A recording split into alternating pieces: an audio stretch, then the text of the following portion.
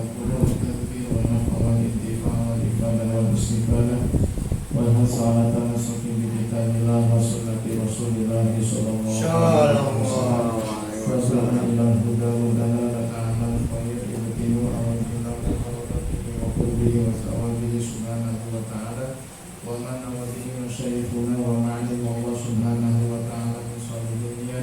أسأل الله سبحانه وتعالى أن يجعلنا وإياكم من العلماء العاملين الفائزين بعلم اليقين وعلم اليقين وحق اليقين معروف والعافية. اللهم إنا نسألك علما ورزقا واسعا وحلالا طيبا مباركا وعملا متقبلا وولدا صالحا وعملا طويلا وبدنا صحيحا وجارا صالحا وقلبا سليما وشفاء من كل داء وسقما برحمتك يا ارحم الراحمين. اللهم انا نسالك العلم لدنا واشرب الصوت الهدي والهدى يا غني. اللهم انا نعوذ بك من علم لا ينفع وقلب لا يخشى ومن نفس لا تشبع ومن عين لا تدمع ومن دعوة لا يستجاب لها. سبحانك لا علم لنا الا إنك أنت العليم الحكيم وتب علينا إنك أنت التواب الرحيم. اللهم ارزقنا فهم النبيين وعبد المرسلين وسرعة إلهام المقربين. صلى وسلم على سيدنا محمد وعلى جميع الأنبياء والمرسلين والحمد لله رب العالمين. Hadirin wal hadirat rahimakumullah. Ibu dan bapak jemaah sekalian yang saya hormati, terutama Bapak Ketua RT 8, saya hormati sesepuh dan tokoh masyarakat. Ibu dan bapak yang mudah-mudahan semuanya selalu berada di dalam kemuliaan dan ridha Allah Subhanahu wa taala. Amin ya rabbal alamin. Alhamdulillah, pada malam hari ini kita bisa bertemu kembali, kita bisa bersua kembali kepadanya, yaitu malam Rabu pertama di bulan Juni ya. Kita sekarang insyaallah akan melanjutkan kajian kitab Tajul Arus. Sebelum kita melanjutkan kajian kita, marilah kita membaca surat Al-Fatihah. Kita hadiahkan kepada penulis kitab ini, yaitu Al-Imam Al-Arif Billah Syekh Ahmad bin Muhammad bin Abdul Karim Ibni Atha'illah As-Sakandari, yang masyhur dengan sebutan Imam Ibnu Atha'illah. Dengan harapan semoga Allah Subhanahu wa taala memberikan pertolongan kepada kita untuk bisa mengamalkan isi kandungan kitab ini, dan dengan harapan Allah memberikan manfaat untuk kita semuanya. Amin ya rabbal alamin. Amin. Ila hadratin Nabi Mustafa Sayyidina Muhammad Rasulullah sallallahu alaihi wasallam, khususan ila hadrati al-Imam Ibn Atha'illah As-Sakandari Al-Habib Umar bin Hafid, Habib Ali Masyur bin Hafid bin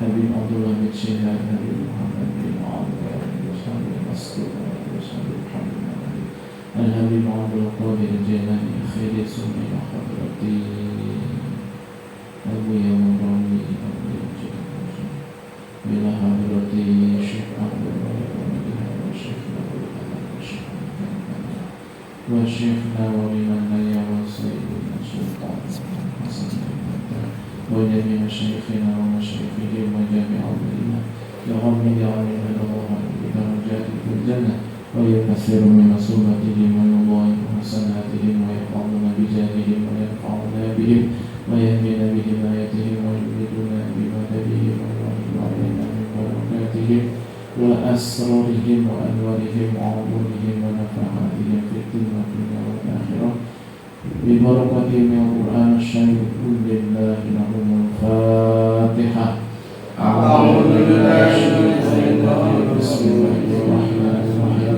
Alhamdulillahi rabbil alamin arrahmanir rahim maliki yaumiddin iyyaka na'budu wa iyyaka nasta'in ihdinas siratal mustaqim siratal ladzina an'amta 'alaihim ghairil maghdubi 'alaihim waladdallin. Bismillahirrahmanirrahim. Qala al-musannif rahimahullahu ta'ala wa nafa'ana bihi wa bi'ulumihi fid dharain. Tariqatul dukhuli ila ma'rifatillahi ta'ala. Jalan masuk menuju ma'rifat kepada Allah. Di antara tujuan kita adalah ingin makrifat kepada Allah, ingin mengenal Allah Subhanahu wa ta'ala. Nah, bagaimana caranya? Jalan mana yang harus kita tempuh biar tidak salah jalan, biar tidak salah masuk? Karena kalau salah masuk repot, salah jalan tersesat. Maka dikatakan oleh Imam Ibnu Athaillah, wa'lam, ketahuilah, annal ulama, bahwasanya para ulama, wal hukama, dan ahli hikmah itu yu'arrifunaka, memperkenalkan kepadamu, kaifa, bagaimana caranya, tadkhulu, kamu bisa memasuki ilallahi ta'ala, ma'rifat kepada Allah. Jadi kuncinya ulama, kuncinya adalah ahli hikmah, bukan ahli hikmah ahli sumuk, bukan ahli hikmah yang tukang sembur, bukan. Karena ada juga ahli hikmah itu yang suka ngasih air, ada yang sakit dikasih air, bisa minum, ya. Ada yang seret rezekinya dikasih air, dikasih minum biar dia lancar rezekinya, dia didoain begitu. Ada tuh ahli hikmah yang begitu tuh. Nah, cuma ahli hikmah di sini bukan itu maksudnya, tapi orang-orang yang diberikan ilmu yang manfaat oleh Allah Subhanahu wa ta'ala. Gitu. Jadi para ulama kesimpulannya, jadi ulama dan hukama, ya berarti ulama, ahli-ahli agama. Jadi ahli agama, para ulama, ya, yang soleh, yang terus di dalam mengamalkan dan mengajarkan ilmunya, mereka yang ngasih tahu kepada kita nanti bagaimana cara kita bisa ma'rifat kepada Allah. Berarti kalau tanpa ulama nggak bisa, tanpa guru nggak mungkin.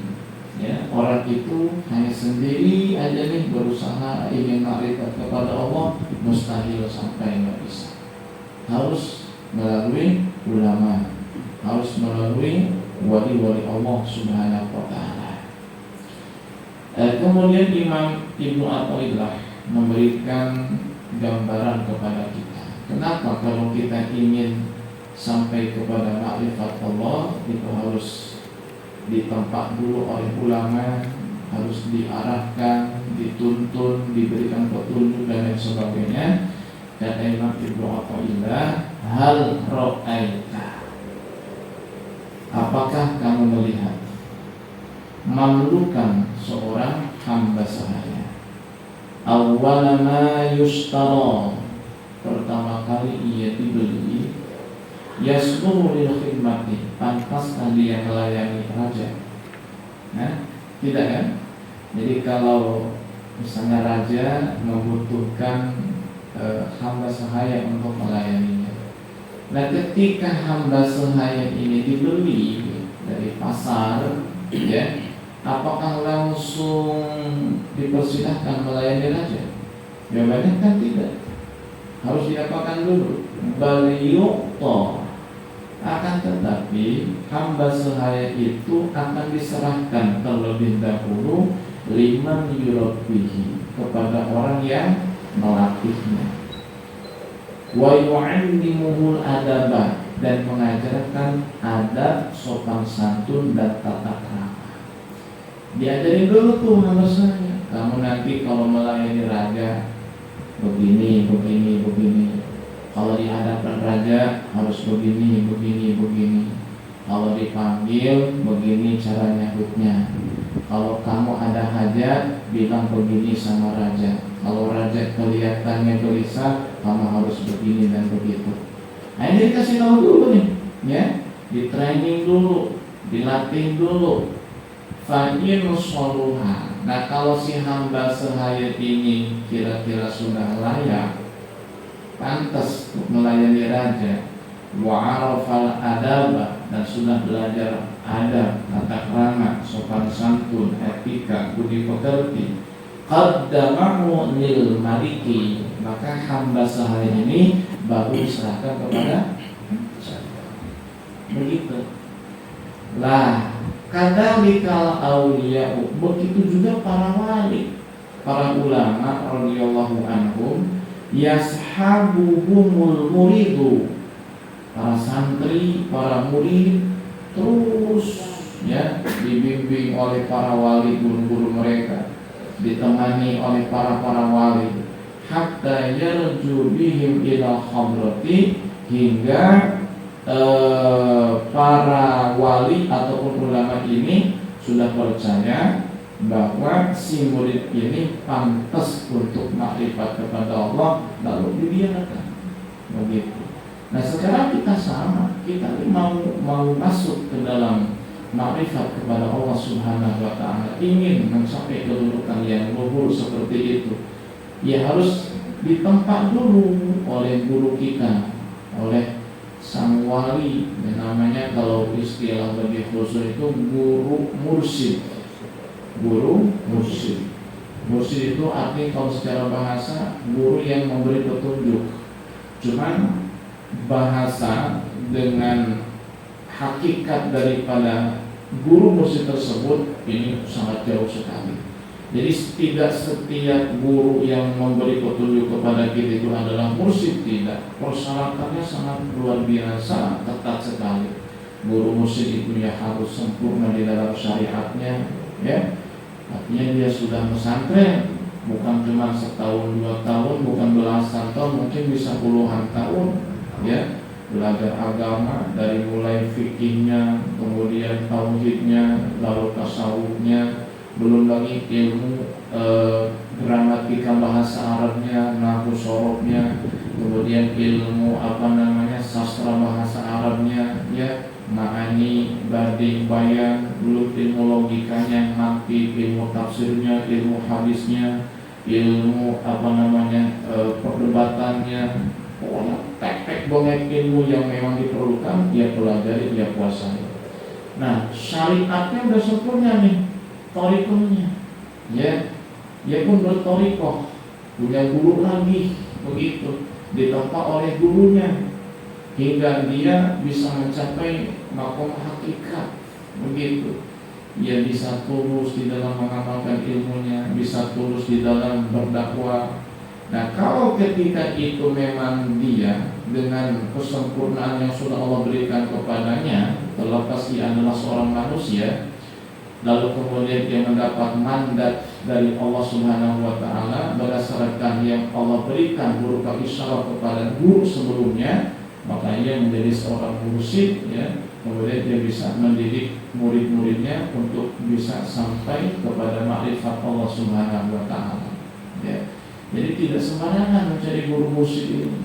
Ya, kita harus punya guru mursyid, tapi tidak semudah membalikan telapak tangan mencari guru mursyid ini. Kenapa? Karena persyaratan seorang guru mursyid itu di zaman sekarang sulit sekali dipenuhi oleh seseorang. Kadang-kadang ada mursyid tapi ternyata tidak sesuai dengan persyaratannya. Mungkin ilmu syariatnya kurang, atau ilmu syariatnya bagus, ya, tapi akhlaknya tidak terpuji. Masa guru mursyid baper, guru mursyid kemudian ada yang ngomongin marah, ya, diejek juga emosi. Enggak begitu guru mursyid, ya. Jadi apa yang dicontohkan oleh Nabi Sallallahu Alaihi Wasallam dia praktekkan, sunnah-sunnah Nabi ia jalankan. Subhanallah, sulit sekali ya mencari guru mursyid di zaman sekarang. Tapi sebetulnya penting kita harus punya itu. Kenapa? Karena kalau kita ingin marifat kepada Allah harus melalui tahapan itu, ya. Jadi bersyariah diiringi dengan bertorikor, nanti akan sampai kepada hakiko dan nanti akan bisa ma'rifat kepada Allah Subhanahu wa Ta'ala. Gitu ya. Nah, untuk sementara mungkin belum punya guru mursyid karena mencarinya susah. Kalau sekedar cari banyak, asal nyari banyak. Tapi yang benar-benar guru mursyid, Allah Ta'ala lebih susah. Ya. Dan terkadang guru mursyid itu yang kita guru kepada dia ternyata bukan guru futur kita. Ya, guru futurnya lain lagi. Nah, makanya diajarkan oleh para ulama, ya jika seseorang yang belum menemukan guru sejatinya, guru mursyidnya, maka ia harus memperbanyak baca sholawat. Ya, banyakin baca sholawat. Paling sedikit dalam sehari semalam itu 300 sampai 500. Paling sedikit. Bukan paling banyak itu, paling sedikit. Jangan bicara banyak, paling sedikit 300 sampai 500. Paling banyaknya tidak terbatas. Karena salawat kepada Nabi SAW itu kedudukannya sama seperti guru mursyid. Ya, nanti dia akan dibimbing oleh salawatnya untuk sampai kepada Allah Subhanahu wa Ta'ala. Banyak salawat. Ya. Mulai dari malam ini, besok dan seterusnya, paling sedikit berapa? 300 nyampe 500. Mau pilih yang mana? 3 atau 5? 3. Yang seketika aja. Yang penting istiqomah. Ikatan suami takut istri kalau di rumah. Ujungnya kayak istiqomah. Ajud istiqomah itu. Terus nyari. Hal awami, ya, seperti awam, ahli renang. Bahasa Arabnya awam. Jadi ada banyak sebetulnya bahasa Arab ahli renang ini, bisa as-sabbah, bisa al-awwam. Kalau bahasa kita apa? Ahli renang itu. Kalau ahli kuda kan joki ya. Kalau ahli renang nggak ada istilah lain. Apa nggak tahu? Kalau atlet ya istilah umum ya. Ya pernah gue tapi mungkin ada istilah khusus mungkin. Latihan renang ya. Ya ada Latihan renang. Latihan renang. Ya pokoknya renang. Seperti seorang perenang. Idza arada an yu'allima as-sabiyya al-'awma, jika ingin mengajari anak kecil berenang, yuhadhihi ila an yusliha al-'awma wahda, maka ia akan membimbing terus, didampingi terus ya. Bila perlu dia ikut nyebur ya, pegang dadanya terus, dipegang dulu, dilepasin tenggelam, dinaikin lagi. Pokoknya didampingin terus nih, selama anak kecil itu belum bisa berenang, ya kan? Sampai bisa berenang sendiri. Faida soluha, jika anak kecil itu sudah pandai berenang, zajjahu fil lujjati wa tarakahu, maka ia akan menceburkan anak itu ke laut dan membiarkannya. Loh, tegak bukan tegak, sudah bisa renang sendiri semua. Gak perlu main di kolam-kolam kecil, langsung ceburin ke laut. Begitu juga sama dengan guru mursyid, dengan para wali, akan membimbing terus selama murid ini masih punya sifat emosi, ya, emosional. Selama murid ini masih punya sifat sombong, ujub, punya sifat riya, sum'ah, su'udon, ya, punya sifat dengki, iri, punya sifat ngadu domba, punya sifat punak-punak buruk sama orang lain. Selama ia masih punya karakter kayak begitu, gak bakal dilepasin, terus dibimbing sama guru. Dibimbing, kamu jangan begini, jangan begitu, ini amalan kamu, jangan ditambah, jangan dikurang. Begitu ya, karena kalau ditambah dosis terlalu banyak, kamu bisa stres. Kalau kurang, kamu gak bakal sembuh. Sama kayak obat. Jadi guru ngasih wirid kepada murid itu kayak dokter ngasih obat sama pasien. itu kan pasien dikasih obat sama dokter nggak sama, mungkin keluhannya sama, tapi karena usianya beda, kemudian keparahannya pun beda, maka dikasihnya pun mungkin obatnya sama, tapi cara makannya beda. Kalau ini dikasih obatnya, ya cara makannya sehari 3 kali 2 tablet, 2 kapsul. Kalau ini sehari 3 kali 1 kapsul. Kalau ini 1 hari 2 kali 1 kapsul. Kalau ini cukup 1 hari 1 kali 1 tablet. Obatnya sama, sakitnya sama, tapi dosisnya dibedakan. Kenapa? Karena dokter tahu kalau dikasih kebanyakan overdosis, dikasih kurang gak bakal sembuh, gak ngefek itu obat.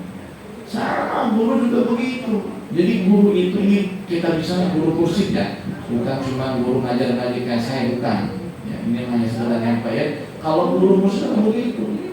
Nasi murid yang ini mungkin subhanallah dibanyakin sehari 1000. Yang ini mah istighfar banyakin 1000. Karena penyakitnya beda-beda. Itu guru kursi.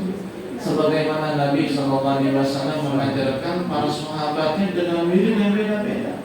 Ada sahabat yang disuruhnya sholawat terus, pokoknya sehari semalam sholawat aja. Ada lagi yang dikasih wiridnya la ilaha illallah.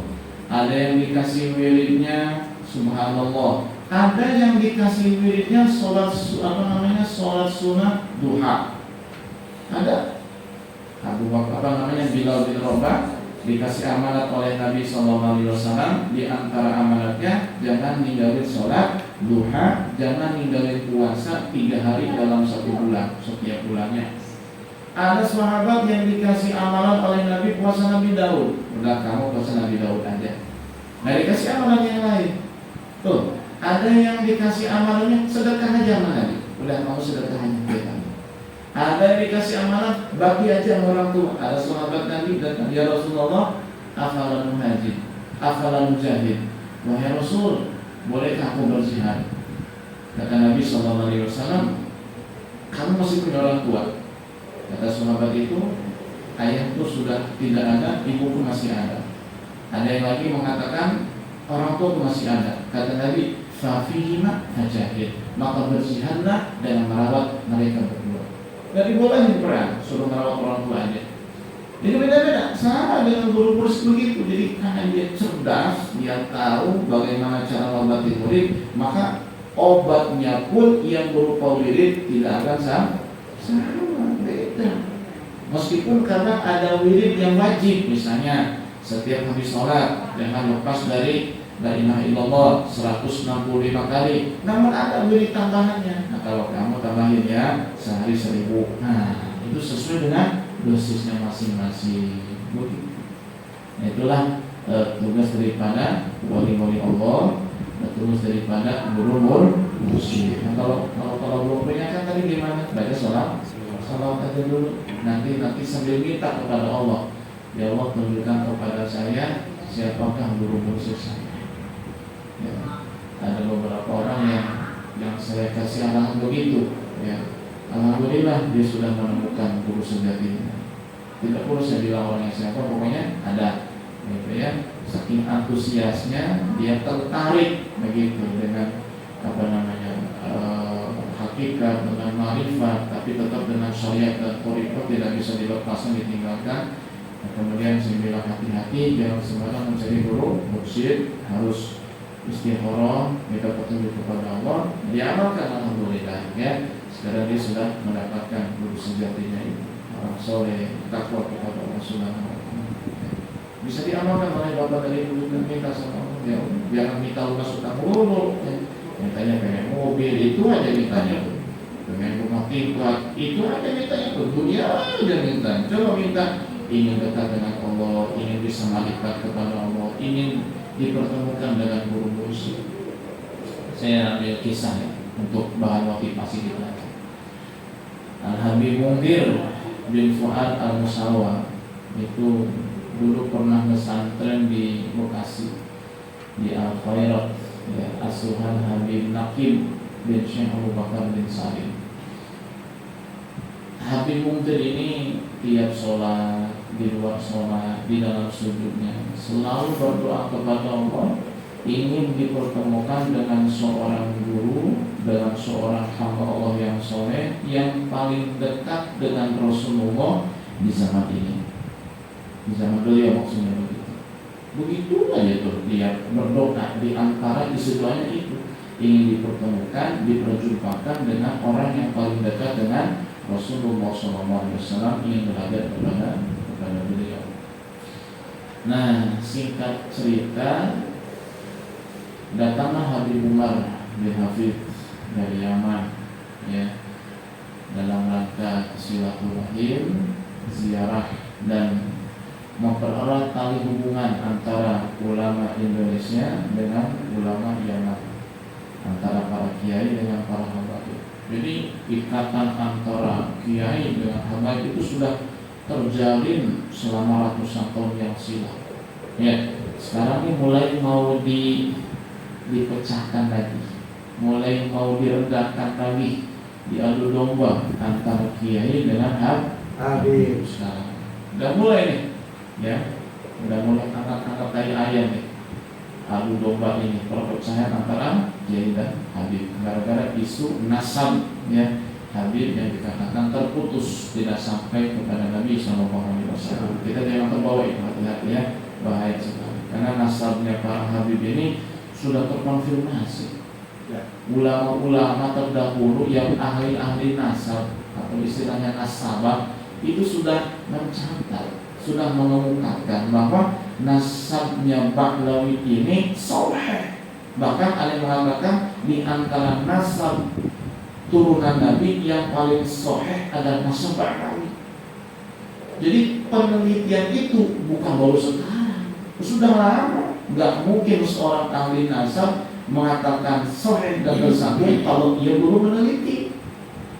Nah, sekarang ada yang meneliti nasab Habib, dikatakan terputus katanya. Nah, apakah kita mau percaya sama dia atau percaya dengan ulama dulu yang sudah mengkonfirmasi bahwa nasab Habib tersambung kepada Nabi SAW, yang mana ulama dulu itu sudah terbukti kesolehannya, keikhlasannya, zuhudnya, waroknya, ya, keilmuannya, karomahnya, kewaliannya, sudah terbukti. Mana buktinya? Ya, namanya harum sampai sekarang, kitabnya dipelajari oleh kita umat Islam, terutama di Indonesia. Mau percaya sama yang kayak Bogor, yang begitu, ya, apa mau percaya sama yang begini nih, kan baru sekarang ini. Percaya yang mana? Yang zaman dulu lah. Zaman dulu. Terus pokoknya kelas waroi, ya, sekelas Senawi saja, ya, dalam kitab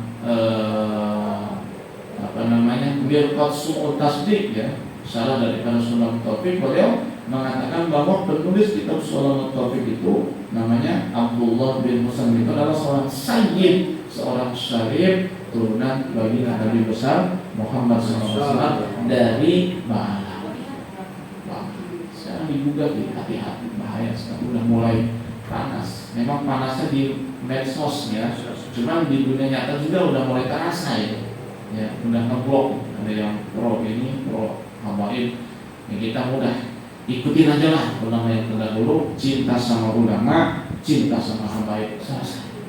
Jangan ngeblok, ya, jangan ngeblok hati. Kita kembali kepada kisah tadi. Jadi datang Habib Umar, ya, kunjungan ke Indonesia dalam rangka silaturahim, dakwah juga. Kemudian Habib Umar ini datang ke pesantren Al-Khairat, kemudian minta beberapa santri Al-Khairat untuk dibawa ke pondok yang diasuh oleh Habib Umar, Darul Mustafa di Yaman sana. Dikasihlah nama fulan, tentu yang berkualitas, ya, santri yang cerdas, yang pintar, yang berprestasi. Nah, kemudian Habib Umar melihat ada seorang santri yang mengenakan peci hijau. Itu Habib Umar. Namanya tidak tercatat karena memang kalau secara prestasi, ya, tidak berprestasi di pondok itu. Santri biasa lah, santri biasa. Tapi Habib bilang, saya pengen itu tuh, ikut dengan rombongan ini. Kata pengasuh pondok, Habib, yang lain aja masih ada lagi ya. Enggak, saya pengen ini. Akhirnya Ditulislah nama Habib Mundir dan berangkat ke Yaman. Dipertemukan dengan Habib Mundir. Subhanallah, pulang dari sana yang tadinya mungkin prestasi keilmuannya itu jauh daripada santri yang lain, pulang dari sana jadi orang yang paling berpengaruh di Indonesia terutama, terutama di Jakarta lah begitu ya, dan umumnya Indonesia dan Asia begitu. Dia berhasil memberikan majelis yang begitu besar, namanya majelis Rasulullah. Majelis Rasulullah itu didirikan oleh Habib Mundir. Banyak orang-orang yang masuk Islam, yang bertaubat melalui Habib Mundir lewat dakwah lembutnya Habib Mundir bin Fuad Al-Musa. Nah itu motivasi untuk kita apa? Berdoa kepada Allah biar dipertemukan dengan guru mursyid. Habib Mundir doanya tulus, dipertemukan dengan Habib Mundir. Jadilah orang hebat. Kemarin kan awalnya itu ribuan orang datang. Beliau dijuluki Sultanul Qulub, Raja Sanubari. Jadi bisa membuat hati orang itu bergetar ingat kepada Allah Subhanahu wa taala. Habib hanya saja misalnya umurnya hanya sampai 40 tahun saja. Jadi meskipun umurnya pendek, tapi berkah seperti orang yang hidup ribuan tahun. Meskipun hanya 40, itulah yang disebut umur panjang. Jadi kalau kita berdoa, ya Allah berikan saya umur panjang, maksudnya apa? Biar berkah umurnya, bukan yang punya misal 50 ditambahin jadi 60, nggak begitu. Nggak, ajal itu sudah selesai. Ya, rufiatil akhlaq wa jaffatis subuh. Pena takdir telah diangkat dan tinta telah mengering. Udah selesai takdir itu. Tinggal sekarang pelaksanaannya. Jadi ajal itu sudah tenang. Nah, terus apa dong kita? Fadilahnya silaturahim panjang umur, berdoa minta panjang umur. Nah itu maksudnya apa? Biar umur kita berkah. Jadi umur yang dikasih sama kita jatahnya segitu, biar berkah. Jadi seolah-olah meskipun umurnya nggak sampai ratusan tahun, tapi seperti orang yang hidup ratusan tahun dari segi paraknya ini berkah. Karena ada orang yang umur mungkin 80, 90 tapi nggak berkah, ya nggak ada pahalanya, banyak dosa melulu tiap hari. Itu namanya tidak berkah. Bagi umurnya meskipun panjang hakikatnya pendek. Itu ya. Baik. Wa iyyaka an ta'taqida alla yutawassala bil anbiya'i wal awliya'i was sholihin. Orang sekarang kadang-kadang suka nyeleneh bilang mengapa pokok Allah hanya harus lewat para ulama. Ya, kita ingin mendapat ridho Allah dan bisa makrifat kepada Allah, ngapain harus lewat ulama? Udah kita ibadah aja langsung kok, nggak usah pakai perantara sudah. Cukup kita ngaji udah, kita amalin udah, nanti disampai. Apakah begitu? Nah ini perhatikan. Wa iyyaka, berhati-hatilah. Awas. Anta taqidah. Kamu meyakini, awas. Jika kamu meyakini Allah yutawassal billah, enggak perlu berwasilah dengan para nabi, para wali, orang soleh. Enggak perlu. Awas, hati-hati. Jangan punya pemahaman begitu. Jangan punya keyakinan begitu. Memiliki sebuah pemahaman, keyakinan bahwa untuk sampai kepada Allah enggak perlu lewat para wali, para nabi, para ulama, orang soleh. Awas dengan begitu. Hati-hati. Loh, kenapa? Kan kayak kita berdoa kan kata Allah, "Ud'uni astajib lakum." Doalah kepadaku, aku kabulkan. Enggak usah pakai perantara yang lain, udah langsung aja ke Allah. Ya, enggak perlu ngikut sana, ngikut sini, enggak perlu bermazhab, enggak perlu. Asal kita baca Quran, baca hadis, paham, udah kita amal sendiri. Hati-hati kata Ibnu Athaillah, hati-hati. Kalau Anda punya keyakinan tidak perlu berwasilah dengan para nabi untuk sampai kepada Allah. Kalau Anda punya keyakinan tidak perlu menggunakan ulama dan para wali sebagai perantara kita untuk bisa makrifat kepada Allah, hati-hati. Emangnya kenapa? Fa innahum wasilatun. Sebab mereka itu wasilah kita untuk sampai kepada Allah. Ja'alahallahu ilaihi. Mereka dijadikan oleh Allah wasilah untuk kita bisa sampai kepada Allah. Coba bayangkan kalau nggak ada para nabi. Orang itu pada nyembah berhala, nyembah patung, nyembah hantu, tidak punya Tuhan, tidak meyakini adanya Tuhan, animisme segala macam. Kalau nggak ada nabi. Bayangkan kalau tidak ada ulama, gelap sudah kehidupan ini. Ya, tidak ada yang ngasih petunjuk, tidak ada yang ngajarin kita, tidak ada yang memberikan petunjuk dan hidayah kepada kita. Bayangkan coba. Ya. Jadi memang seperti itulah Allah Subhanahu wa taala membuat aturannya. Ya, harus pakai wasilah. Apa wasilah itu? Perantara. Ya. Li'anna kulla karomatin lil wali, karena setiap karomahnya para wali hiya syahadatun bisidqin nabi, adalah sebuah kesaksian tentang kebenaran Nabi alaihi salatu wasallam. Syekh Abdul Qadir dikasih karomah oleh Allah. Karomahnya banyak Syekh Abdul Qadir ya. Bisa membantu orang yang minta bantuan kepada dia, sedangkan jaraknya jauh. Ada perempuan mau diperkosa, mau dizolimi, mau dirudak paksa oleh seorang laki-laki. Kemudian ini perempuan berteriak mengucapkan, Ya Abdul Qadir agisni, wahai Syekh Abdul Qadir, bantulah saya. Syekh Abdul Qadir dengan para santrinya di pondok mendengar, langsung dia melemparkan sendal itu sampai kepada orang yang mau memperkosa, karena jaraknya sekian kilometer.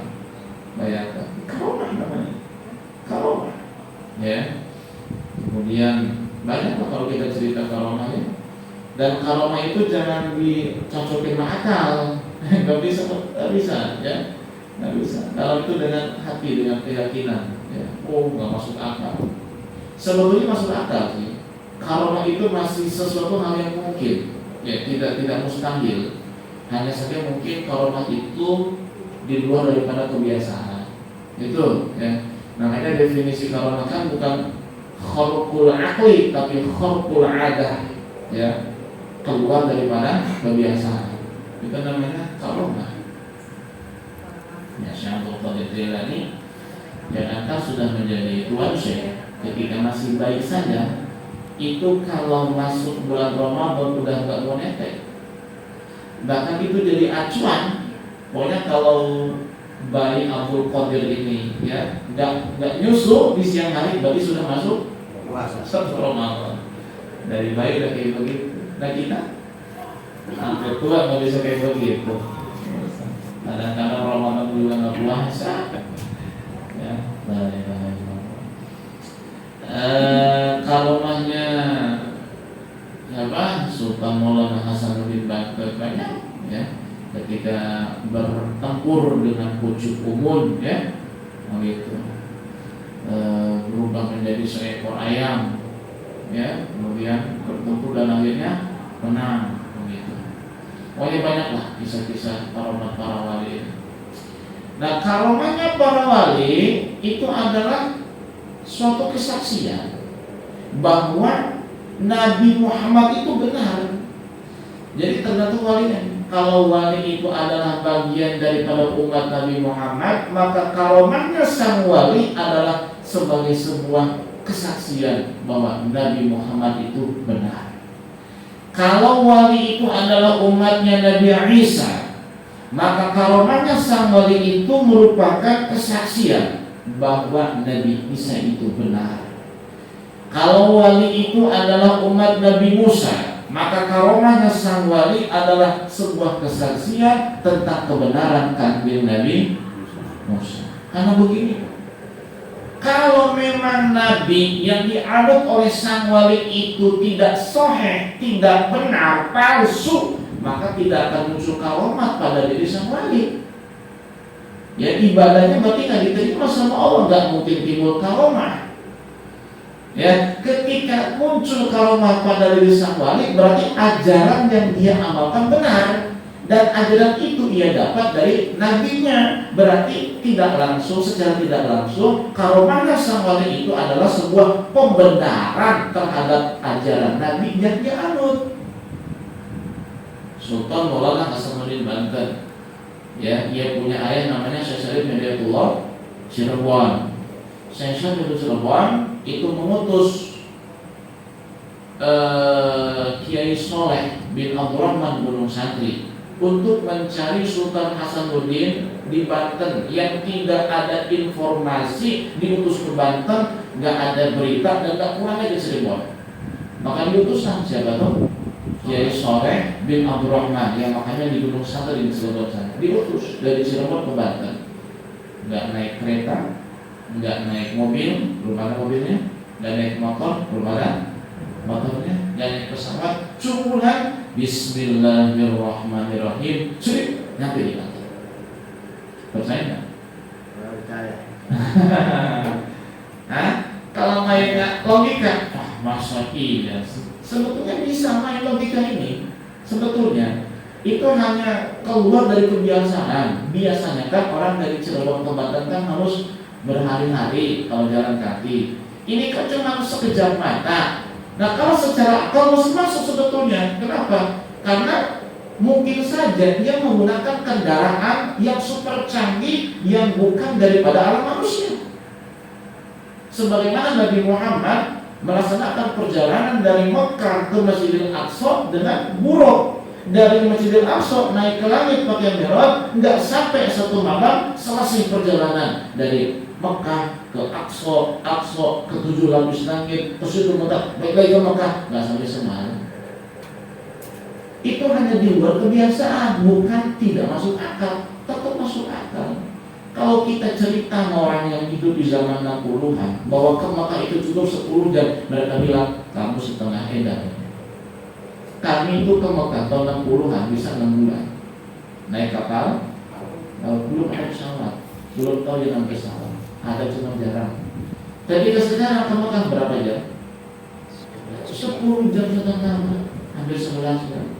Mungkin nggak nanti di tahun-tahun yang akan datang ke Mekah cukup 4 jam. Kenapa bilang mungkin? Karena ada teknologi canggih. Nah begitu sama. Itu juga sama tuh. Syekh Soleh ke Banten menggunakan teknologi paling canggih. Yang tahu ya hanya mereka oleh Allah Subhanahu Wa Taala. Bismillahirrahmanirrahim. Langsung sampai ke Banten, ketemu dengan Sultan Maulana Hasanuddin Banten. Begitu suruh pulang ke Cirebon nggak mau. Kenapa? Karena ingin melakukan pucuk pungun itu ya, yang berkuasa di Banten itu. Akhirnya menang, mendirikan kerajaan Banten. Itu suruh menari ke sini ke daerah selatan, di daerah Lombok itu ya, Baduy.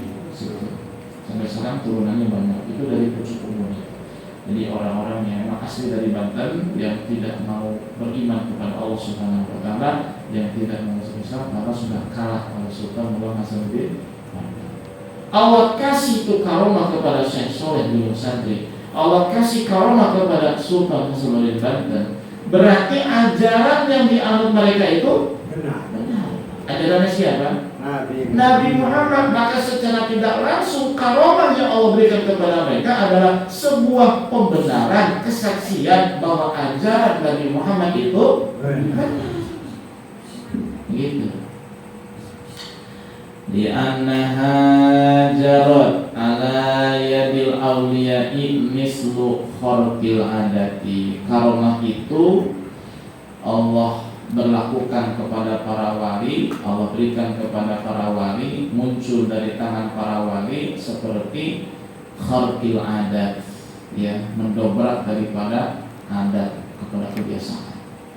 Jadi ingat ya, yang namanya karomah itu bukan mendobrak daripada akal, tapi mendobrak daripada kebiasaan.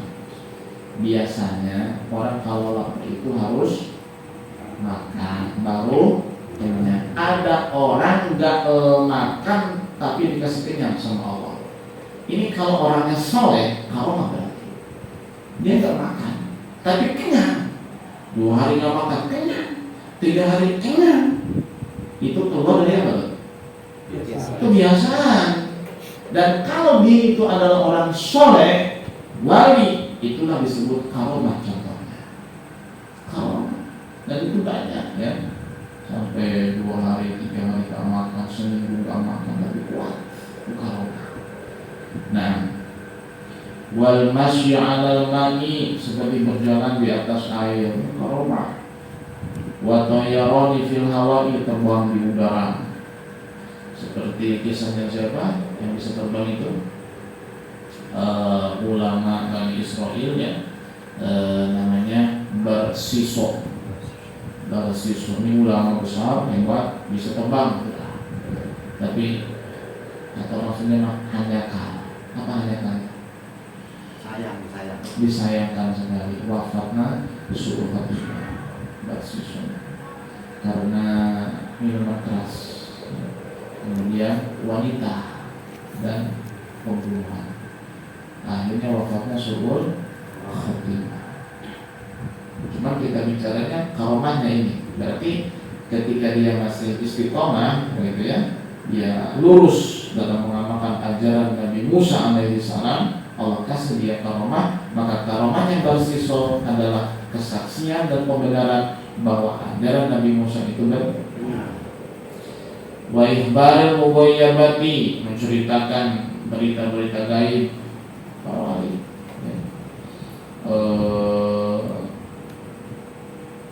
Ada informasi ya yang saya dapatkan ketika Habib Munzir bertemu dengan Gus Dur, Allah yang Maha.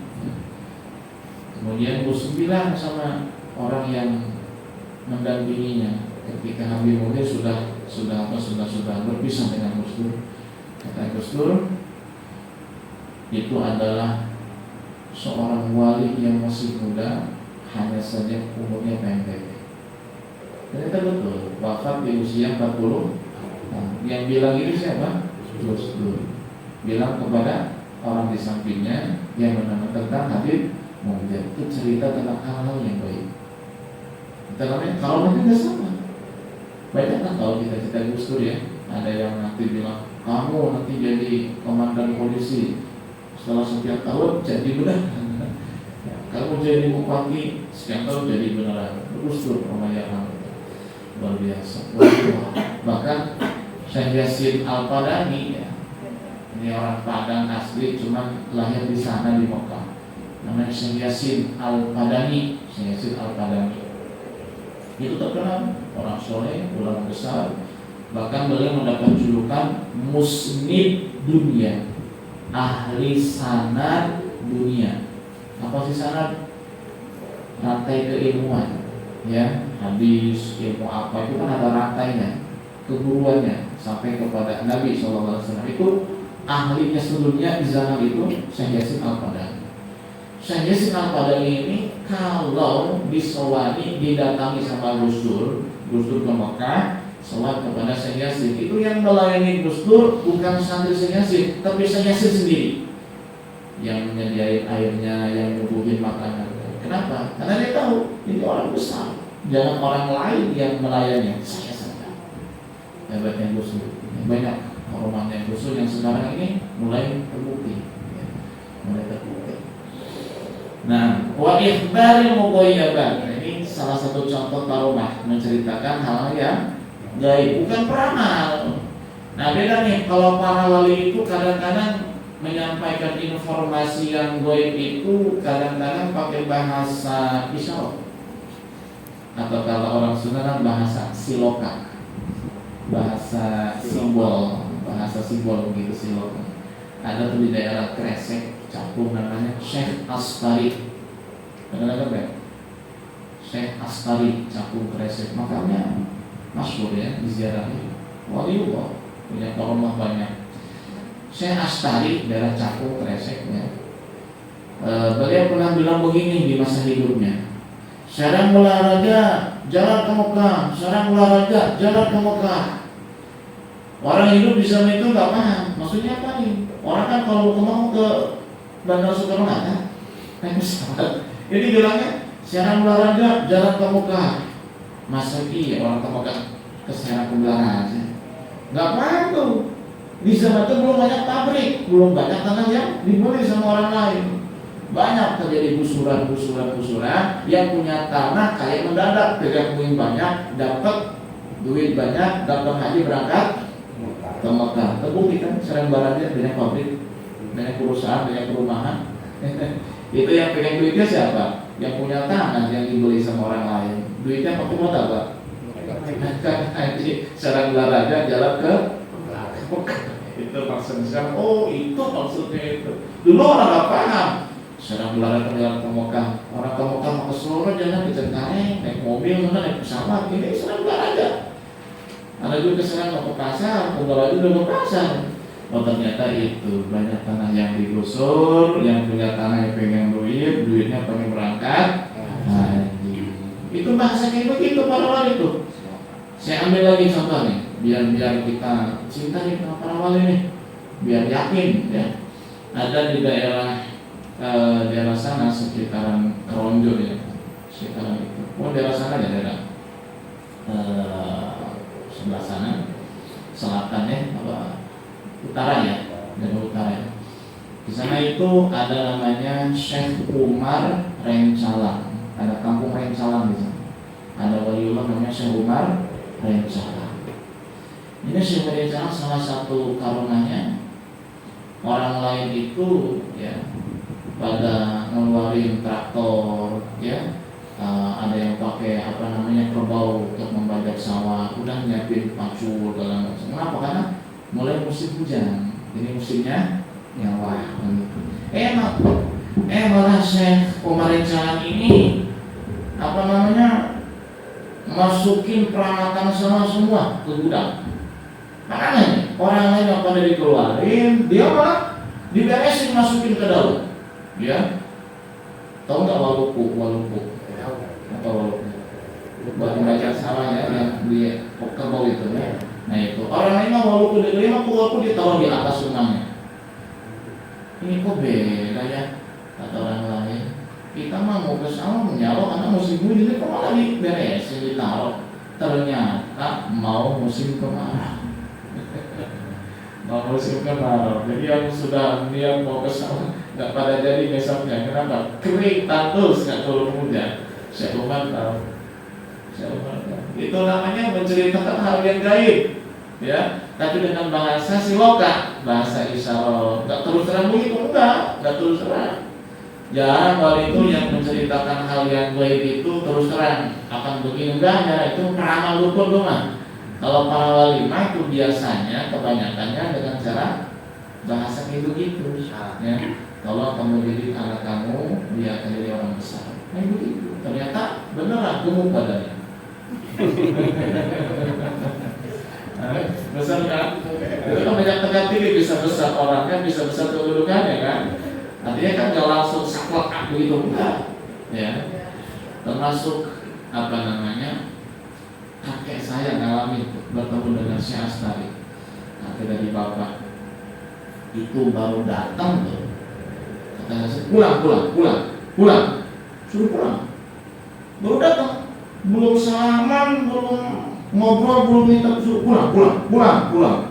Jangan belum ada HP, belum ada telepon, belum ada. Ternyata pulang, ternyata ada telurnya yang meninggal. Tolong menceritakan hal yang kalau itu kan banyak sekali. Nah kita itu nggak bakal tahu yang begitu kalau kita nggak pernah bawa sama mereka. Makanya deketin orang soleh, ya, soal darurannya.